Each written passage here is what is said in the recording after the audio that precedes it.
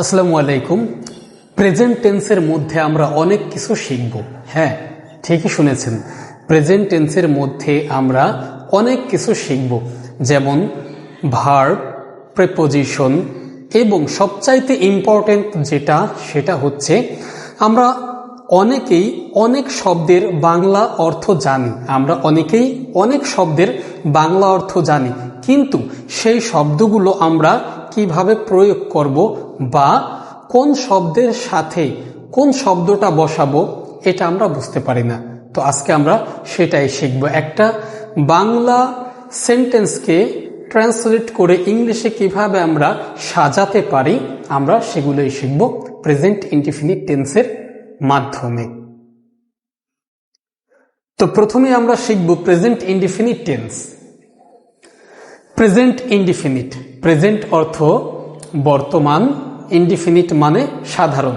Present indefinite that means সাধারণ বর্তমান। তাহলে প্রেজেন্ট ইনডিফিনিট টেন্স কাকে বলে? যে কাজ বর্তমানে সাধারণভাবে হয় বা ঘটে তাকে প্রেজেন্ট ইনডিফিনিট টেন্স বলে।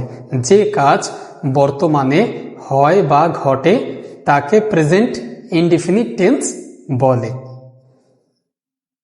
গঠন, আমরা প্রত্যেকটা টেন্সের অবশ্যই স্ট্রাকচার মনে রাখব, কারণ স্ট্রাকচার ছাড়া আমরা একটি সেন্টেন্সও লিখতে পারবো না।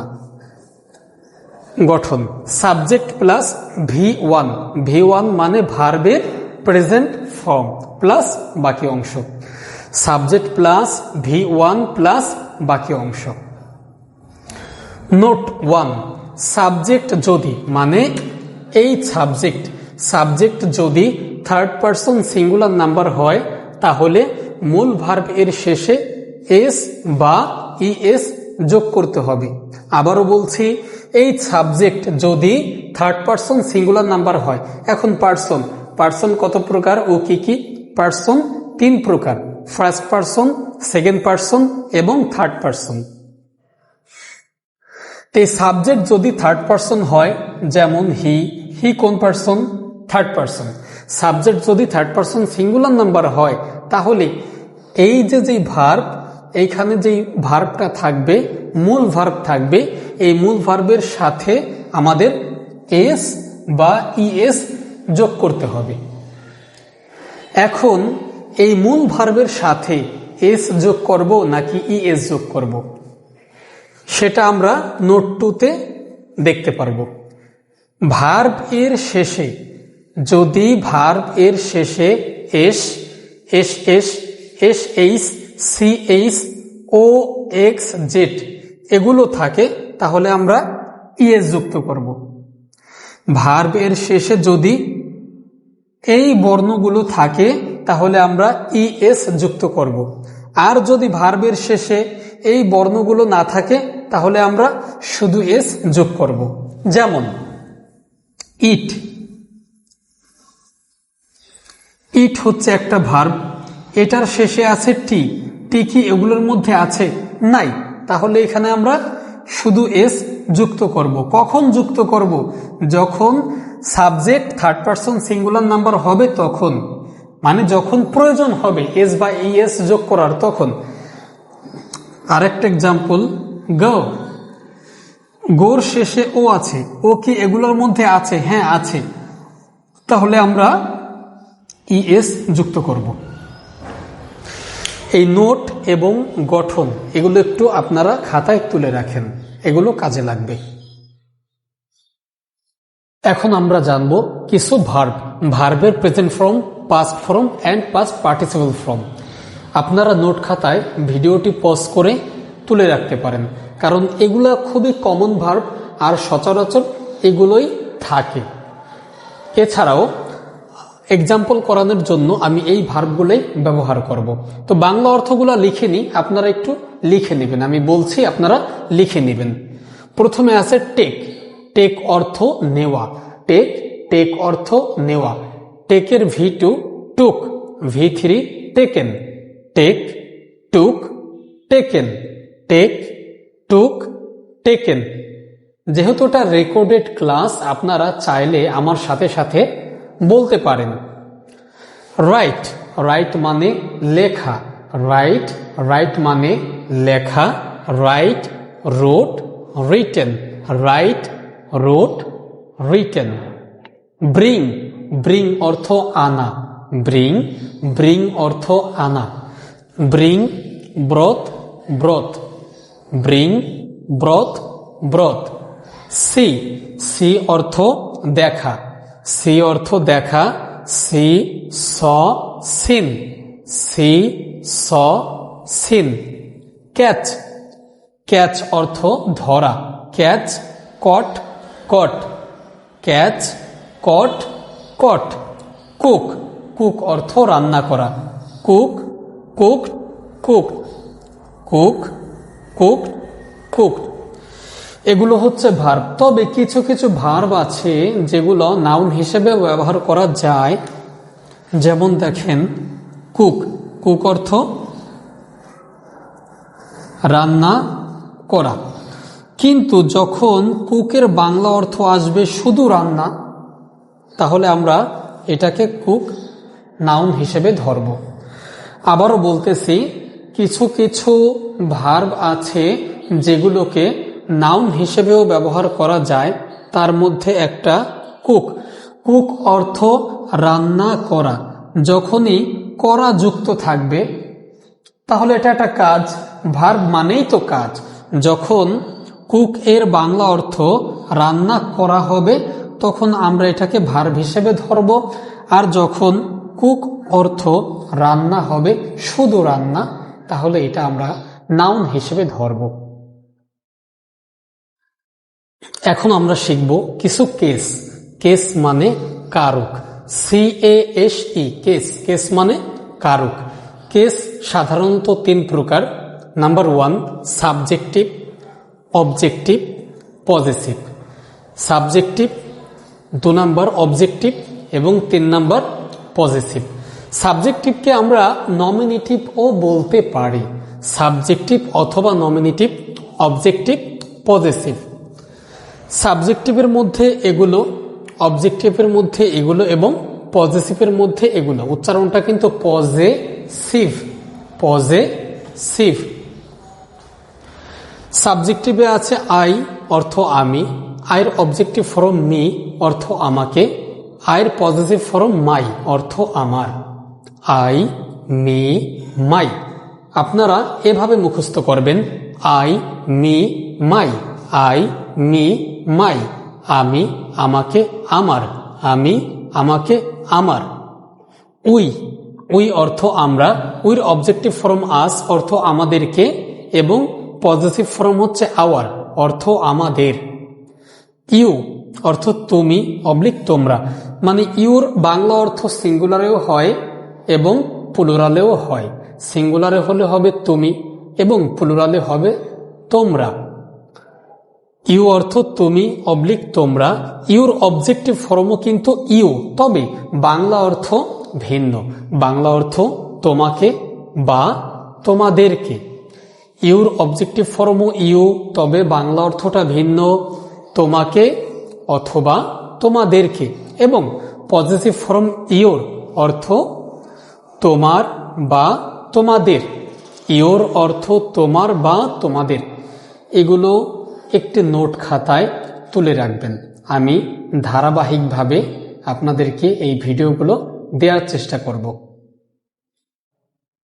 একেবারে ফ্রি হ্যান্ড রাইটিং, আমরা কিভাবে একটা বাংলা সেন্টেন্সকে ইংলিশে রূপান্তর করতে পারি আমরা এগুলোই জানি না।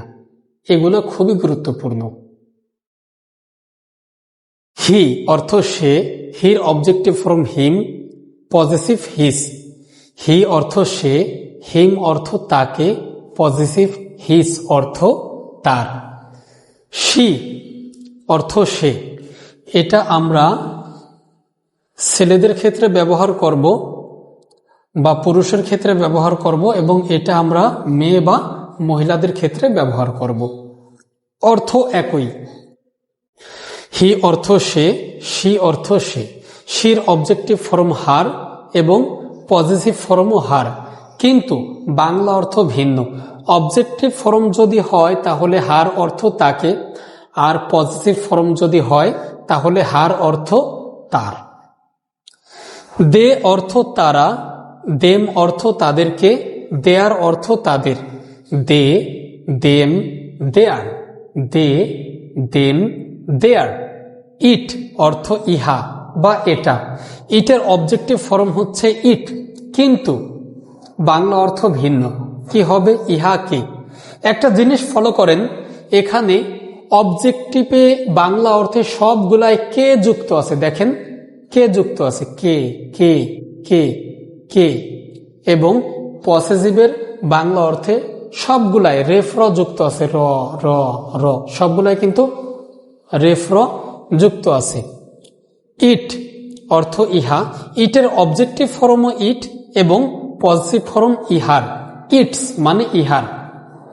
এখানে কিন্তু কোনো অ্যাপোস্ট্রফি কমা যুক্ত হবে না, এখানে কোনো অ্যাপোস্ট্রফি কমা যুক্ত করা যাবে না। যদি আমরা এখানে অ্যাপোস্ট্রফি কমা যুক্ত করি তাহলে এটা হয়ে যাবে ইট ইজ, তাহলে কিন্তু ইট ইজ হয়ে যাবে। অতএব এখানে অ্যাপোস্ট্রফি কমা যুক্ত করা যাবে না। যদি অ্যাপোস্ট্রফি কমা যুক্ত করি তাহলে এখানে ইট ইজ বোঝাবে, ইটস মানে ইট ইজ। আর যদি আমরা কমাটা ব্যবহার না করি তাহলে এটা হচ্ছে ইটের পজিটিভ ফর্ম ইটস। এরপরে আছে হু। হু ইন্টারোগেটিভ প্রোনাউনও হয় আবার রিলেটিভ প্রোনাউনও হয়। আবারও বলছি, হু ইন্টারোগেটিভ প্রোনাউনও হয় আবার রিলেটিভ প্রোনাউনও হয়। হু অর্থ কে বা কারা, ইউর মতো একটা সিঙ্গুলার আর একটা প্লুরাল। হু অর্থ কে বা কারা। হুর অবজেক্টিভ ফর্ম হুম অর্থ কাকে বা কাদেরকে এবং পজিটিভ ফর্ম হুস অর্থ কার বা কাদের। এটা হচ্ছে ইন্টারোগেটিভ প্রোনাউন।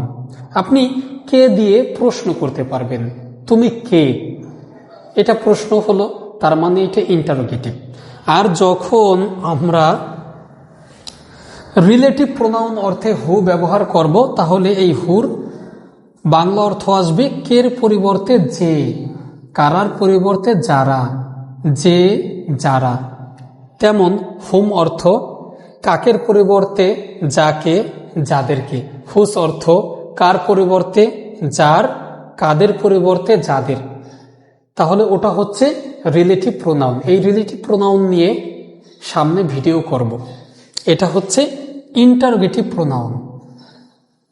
তাহলে কেস 3 প্রকার, এগুলো খাতায় আপনারা তুলে রাখুন, তুলে মুখস্থ করুন। এখন আমরা শিখব কিছু এক্সাম্পল এবং কিছু প্রেপোজিশন। আমরা পূর্বেই বলেছি যে প্রেজেন্ট টেন্সের মধ্যে আমরা কয়েকটি জিনিস শিখব। তার মধ্যে আমরা করেছি প্রেজেন্ট ইনডিফিনিট টেন্স কাকে বলে, গঠন এবং নোট। এছাড়াও করেছি কিছু কেস এবং ভার্ব। তো দেখুন, অনেক সময় আমরা এই প্রেপোজিশনগুলো অর্থ জানি না। আমরা যখন রাইটিং পড়ি বা কোনো প্যাসেজ পড়তে যাই তখন কিন্তু এই প্রেপোজিশনগুলোর অর্থ না জানার কারণে আমরা বাংলায় সেগুলোকে ট্রান্সলেট করতে পারি না। ইন, ইন অর্থ মধ্যে বা ভিতরে, আমরা এটা সবাই জানি, ইন অর্থ মধ্যে বা ভিতরে। কিন্তু এছাড়াও আরো কিছু অর্থ আছে, অন্তঃস্থয়, একার, তয়কারতে। ইন অর্থ মধ্যে বা ভিতরে, অন্তঃস্থয়, একার, তয়কারতে। এগুলো আপনারা এখনই নোট করে রাখুন। টু অর্থ সাথে, কাছে, দিকে, প্রতি। টু অর্থ সাথে, কাছে, দিকে, প্রতি। ফর অর্থ জন্য, অফ অর্থ এর, কিন্তু আমরা এক্সাম্পলে যখন ব্যবহার করব তখন মূলত র আসবে। উইথ অর্থ সাথে, দিয়ে, নিয়ে। এগুলো হচ্ছে প্রেপোজিশন। আর মাঝখানে এ দুটো ভার্ব, আর এগুলো হচ্ছে অ্যাডভার্ব। গো এবং কাম এর পরে টু বসে। আবার বলতেছি, গো এবং কাম এর পরে দিক নির্দেশ করার জন্য টু বসে। হেয়ার, দেয়ার, অ্যাব্রোড, হোম, এগুলোর পূর্বে টু বসে না। কিন্তু হোমের ব্যাপারটা একটু ভিন্ন। সেটা হচ্ছে হোম দ্বারা যদি কোনো একটা ফ্রেজ তৈরি হয় তখন আবার টু বসবে। তো আমরা এখন প্রথমে একটি এক্সাম্পল করব। সে আমার জন্য খাবার রান্না করে। এখানে কাজ হচ্ছে রান্না করা, সাবজেক্ট হচ্ছে সে, সাবজেক্ট চেনার উপায়, আমরা কিভাবে সাবজেক্ট চিনব নোট করে রাখুন এগুলো। ভার্বকে, এটা হচ্ছে ভার্ব, আমরা প্রথমে ভার্বকে আইডেন্টিফাই করব। ভার্ব কোনটা? রান্না করা, এটাই হচ্ছে একটা কাজ, কাজ মানেই ভার্ব। তো এখানে ভার্ব হচ্ছে রান্না করা, কাজটা যে বা যারা করবে সে বা তারাই হবে সাবজেক্ট। রান্না করার কাজ কে করে? সে করে, তার মানে সাবজেক্ট হচ্ছে সে। তো এটা present indefinite tense. Present indefinite টেন্সের গঠন সাবজেক্ট প্লাস V1 প্লাস বাকি অংশ, যেটা আমরা পূর্বেই শিখেছি। সাবজেক্ট সে, সে অর্থ সে, এগুলো আমরা কিন্তু কেসে শিখেছিলাম। সাবজেক্ট প্লাস V1 ভার্বের 1। এখানে ভার্ব হচ্ছে রান্না করা। কি অর্থ রান্না করা? কুক অর্থ রান্না করা। আচ্ছা, একটা নোট ছিল, দুটো নোট ছিল, তার মধ্যে নোট নাম্বার 1 হচ্ছে সাবজেক্ট যদি থার্ড পারসন সিঙ্গুলার নাম্বার হয়, মানে এই সাবজেক্ট সি, এটা যদি থার্ড পারসন সিঙ্গুলার নাম্বার হয় তাহলে মূল ভার্বের সাথে এস বা ইএস যোগ করতে হবে। হ্যাঁ, সি থার্ড পারসন এবং সিঙ্গুলার, তাই এখানে মূল ভার্বের সাথে আমরা এস বা ইএস যোগ করব। নোট 2-তে আছে। এখন এই ভার্বের সাথে এস যোগ করব নাকি ইএস যোগ করব? নোট 2-তে আছে শব্দের শেষে, মানে যেই শব্দের সাথে আমরা এস বা ইএস যোগ করব ওই শব্দের শেষে S, S S, S H, C H, O X Z এগুলো যদি থাকে তাহলে আমরা ইএস যোগ করব। কিন্তু ওগুলোর একটিও নেই, এখানে আছে কে, তাহলে শুধু এস যোগ করব। আর যদি ওগুলার যে কোনো একটা থাকতো তাহলে আমরা ইএস যোগ করতাম। সাবজেক্ট প্লাস আমাদের গঠনে কি ছিল? সাবজেক্ট প্লাস V1 প্লাস বাকি অংশ। বাকি অংশের মধ্যে আছে আমার জন্য খাবার। তাহলে কোন শব্দটা আমরা আগে ব্যবহার করব? মনে রাখবেন, বাকি অংশের মধ্যে সবসময় অবজেক্ট আগে বসবে যদি থাকে। যদি অবজেক্ট থাকে তাহলে অবজেক্ট আগে বসবে। আর একটা নোট করুন, আমরা কিভাবে অবজেক্ট চিনব? যখন আমরা ভয়েস করব তখন কিন্তু আমাদের অবশ্যই অবজেক্ট চিনতে হবে। তাহলে আমরা অবজেক্ট কিভাবে চিনব? এই ভার্বকে প্রশ্ন করব। এই ভার্বকে প্রশ্ন করব 3টা প্রশ্ন, কি, কাকে, কাদেরকে দিয়ে। ভার্বকে আমরা 3টা প্রশ্ন করব, কি, কাকে, কাদেরকে দিয়ে। ভার্ব যদি উত্তর দিতে পারে ওই উত্তরটাই হবে অবজেক্ট।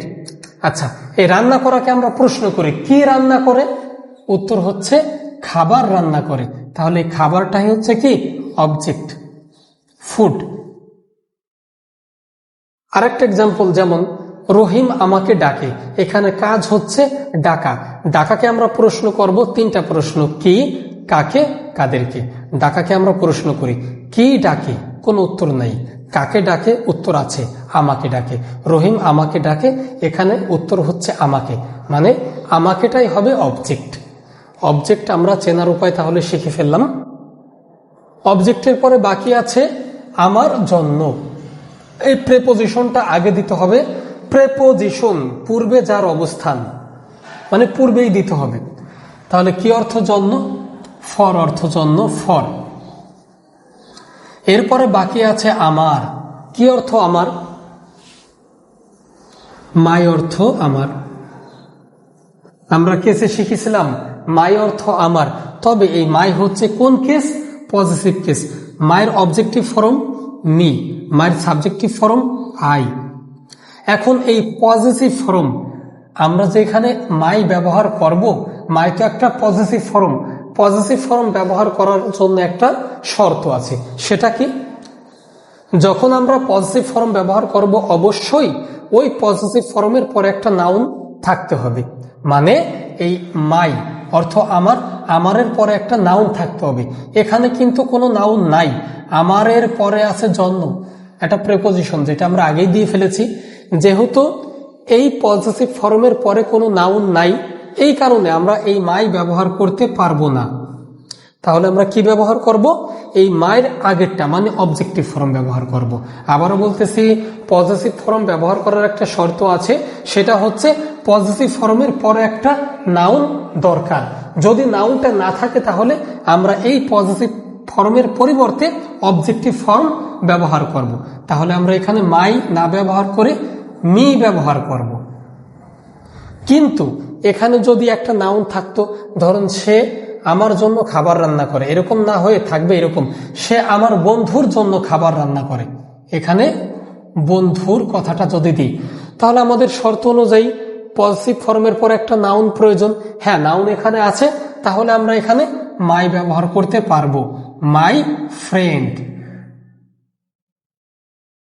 ফ্রেন্ড হচ্ছে একটা নাউন, তাই আমরা মাই ব্যবহার করতে পারবো।